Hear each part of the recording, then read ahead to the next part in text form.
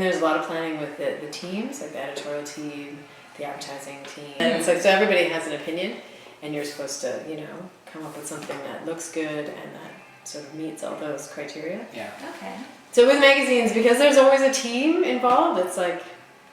Yeah, it's a group project. It's a group project. Right, okay. Yeah. And what are some of the risks you face when working on a redesign? Risks. Wow. That it will look ugly and you'll be judged. Everyone's going to see it. That's a big deal. Yeah, it's stressful because everyone's going to see it. Are you making the right decision? Are you going to look... Are you going to make it better, actually? Are you going to make it better? Yeah. Are you going to look derivative? Are you going to look original? Do you want to look original? Do you dare to look original? More risky to not redesign I think so. and then to look old. Yeah.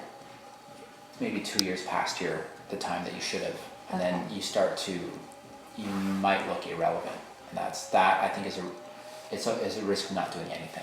Okay. Sometimes I think not every redesign is warranted, but sometimes people ought to redesign and they don't, and then that's dangerous. Do you think people can redesign too often?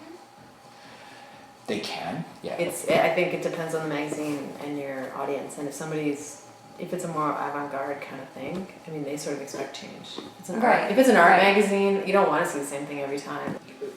Before the deadline, we just still keep working on it until it reached a level that everybody was happy with, and it, sometimes it's a long process, sometimes a short process, like for covers or for stories, and so it's just, you want to just make the best you can with whatever time and the resources you have every step and page of the way.